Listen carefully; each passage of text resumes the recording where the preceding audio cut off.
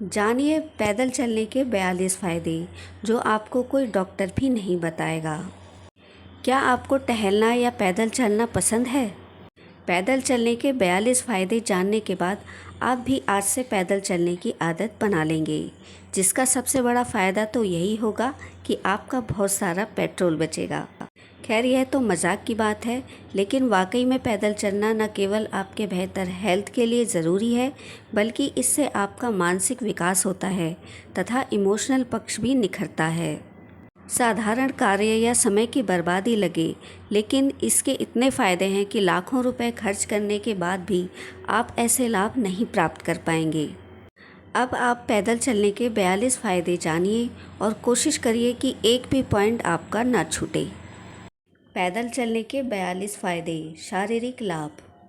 Number 1, यदि आपका ज़रूरत से ज़्यादा वज़न है तो नियमित रूप से चलने से कैलोरी जलाकर वज़न घटाने और वज़न प्रबंधन में मदद मिलती है। मिशेल स्टैंटन की पुस्तक वॉक ऑफ वेट इस बात की जानकारी देती है कि कैसे विभिन्न गति और अवधि में चलने से व्यक्तियों को स्वस्थ वज़न हासिल करने और बनाए रखने में मदद मिल सकती है। नंबर 2, हृदय स्वास्थ्य। पैदल चलने से रक्त परिसंचरण में सुधार आता है, जिससे हृदय रोग के जोखिम कम हो जाते हैं। यह आपके हृदय को स्वस्थ और बेहतर बनाने में मदद करता है। 2018 में journal of the American heart association में प्रकाशित एक अध्ययन से पता चला है कि जो व्यक्ति नियमित रूप से चलते हैं उनमें हृदय संबंधी बीमारियों के विकसित होने का जोखिम काफ़ी कम होता है। नंबर 3, पाचन स्वास्थ्य। पैदल चलने से पाचन में सुधार हो सकता है और कब्ज़ को रोकने में मदद मिल सकती है। इससे गैस की बीमारी से भी निजात मिल जाता है। नंबर 4, हड्डियों का स्वास्थ्य। पैदल चलने जैसी वज़न उठाने वाली गतिविधि हड्डियों के घनत्व को बनाए रखने में मदद करती है, जिससे ऑस्टियोपोरोसिस का खतरा कम होता है। 2017 में medicine and science in sports and exercise में प्रकाशित एक अध्ययन से पता चला है कि पैदल चलने से पोस्ट मेनोपॉजल महिलाओं में अस्थि खनिज घनत्व यानी कि मजबूत हड्डी पर सकारात्मक प्रभाव पड़ता है। नंबर 5, मांसपेशियों की टोनिंग। चलने से निचले शरीर की विभिन्न मांसपेशियां सक्रिय होती हैं, जिससे मांसपेशियों की टोन और ताकत में सुधार होता है। नंबर 6, जोड़ों का स्वास्थ्य। पैदल चलने से जोड़ों को चिकनाई और मजबूती मिलती है, जिससे जोड़ों के समग्र स्वास्थ्य में सुधार होता है। इससे आपका जोड़ों का दर्द ठीक हो जाता है। Number 7, high blood pressure. नियमित रूप से चलने से हाई ब्लड प्रेशर में सुधार होता है तथा संपूर्ण हृदय स्वास्थ्य में सुधार करने में मदद मिलती है। 2013 में हाइपरटेंशन पत्रिका में प्रकाशित एक अध्ययन में रक्तचाप होने पर टहलने के प्रभावों की जांच की गई। अध्ययन में पाया गया कि सप्ताह के अधिकांश दिनों में केवल 30 मिनट तक नियमित रूप से चलने से उच्च रक्तचाप वाले व्यक्तियों में सिस्टोलिक रक्तचाप में महत्वपूर्ण कमी आई है। Number 8, metabolism. मेटाबॉलिज्म का प्रभाव हमारे संपूर्ण स्वास्थ्य पर पड़ता है। पैदल चलना मेटाबॉलिज्म को बढ़ावा देता है और वज़न प्रबंधन और ऊर्जा व्यय में सहायता करता है। नंबर 9, मधुमेह प्रबंधन। पैदल चलना रक्त शर्करा के स्तर को नियंत्रित करने में मदद करता है, मधुमेह प्रबंधन में सहायता करता है। 2006 में डायबिटीज़ केयर पत्रिका में प्रकाशित एक अध्ययन में टाइप 2 मधुमेह वाले व्यक्तियों में ग्लाइसेमिक नियंत्रण पर चलने के प्रभावों की जांच की गई। अध्ययन में पाया गया कि पैदल चलने से ग्लाइसेमिक नियंत्रण में सुधार हुआ, जैसा कि हीमोग्लोबिन A1C के स्तर में कमी से मापा जाता है, जो रक्त शर्करा नियंत्रण का एक दीर्घकालिक सूचक है। नंबर 10, फेफड़े की कार्यक्षमता में वृद्धि। चलने से फेफड़ों की क्षमता और श्वसन क्रिया में सुधार होता है। नंबर 11, कोलेस्ट्रॉल का स्तर। पैदल चलने से अच्छे एचडीएल कोलेस्ट्रॉल को बढ़ाने और ख़राब एचडीएल कोलेस्ट्रॉल के स्तर को कम करने में मदद मिल सकती है। इससे हमारे हेल्थ पर अनुकूल प्रभाव पड़ता है। नंबर 12, प्रतिरक्षा प्रणाली, इम्यून सिस्टम। नियमित रूप से टहलने से मध्यम व्यायाम जैसी प्रतिरक्षा प्रणाली को बढ़ाया जा सकता है। इससे आपके रोग प्रतिरोधक क्षमता में विकास होता है। आप तमाम बीमारियों से बचे रहते हैं। नंबर 13, परिसंचरण। चलना रक्त परिसंचरण को बढ़ावा देता है, कोशिकाओं तक ऑक्सीजन और पोषक तत्वों के वितरण को बढ़ावा देता है। इससे आपके समुचित विकास में मदद मिलती है। नंबर 14, दर्द से राहत। चलने से पीठ दर्द और मांसपेशियों के तनाव को कम करने में मदद मिल सकती है। नंबर 15, संतुलन और समन्वय। चलने से संतुलन और समन्वय में सुधार होता है, जिससे गिरने का खतरा कम हो जाता है। खासकर वृद्ध वयस्कों में इसका लाभ ज़्यादा देखने को मिलता है। नंबर 16, तनाव में कमी। पैदल चलने से एंडोर्फिन नामक हार्मोन्स रिलीज़ होता है, जिसे फील गुड हार्मोन भी कहा जाता है।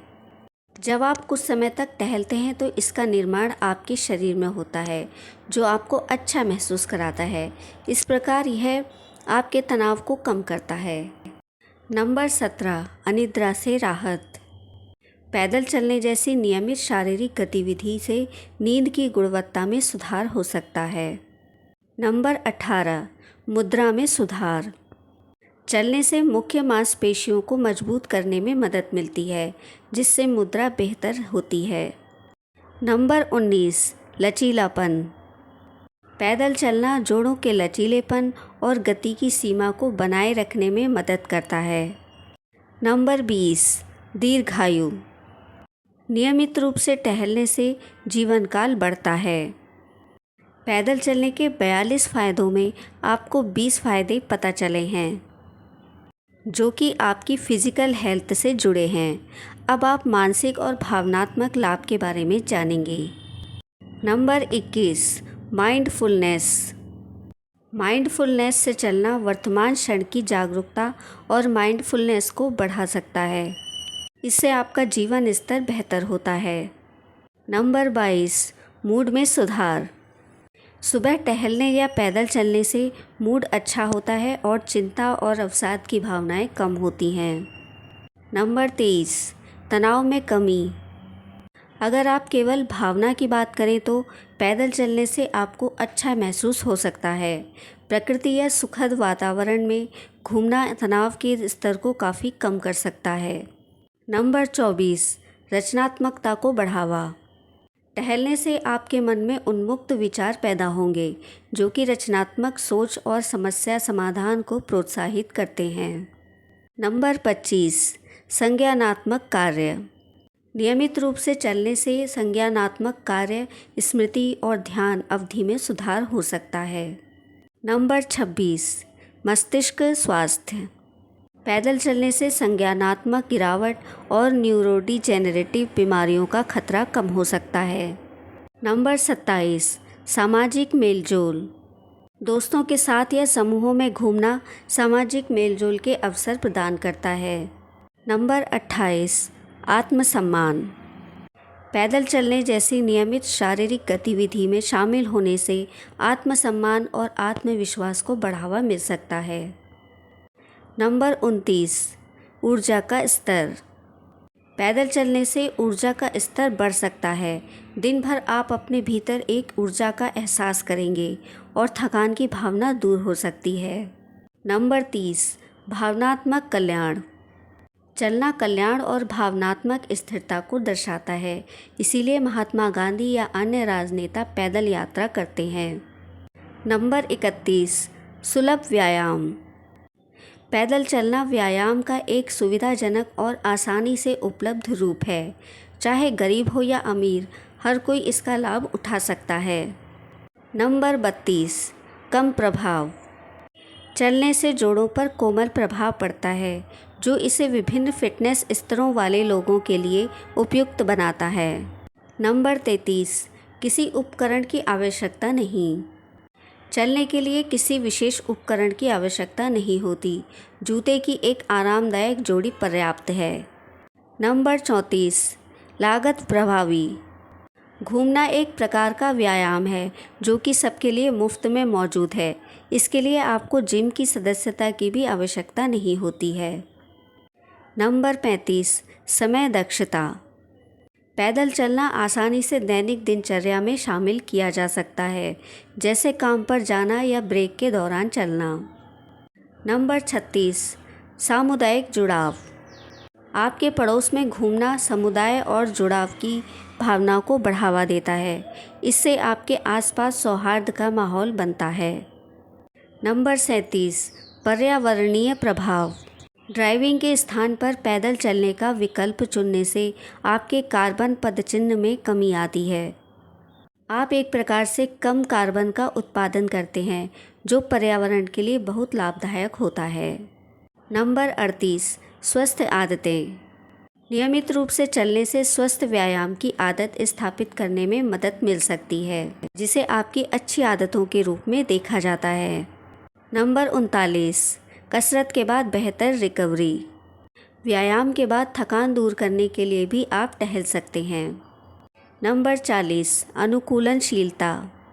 आप अपने फिटनेस स्तर को लक्ष्यों के आधार पर अपनी सैर की तीव्रता और अवधि को समायोजित कर सकते हैं। नंबर 41, स्ट्रोक की रोकथाम। पैदल चलना हृदय स्वास्थ्य में सुधार करके स्ट्रोक के खतरे को कम करता है। नंबर 42, कैंसर के खतरे में कमी।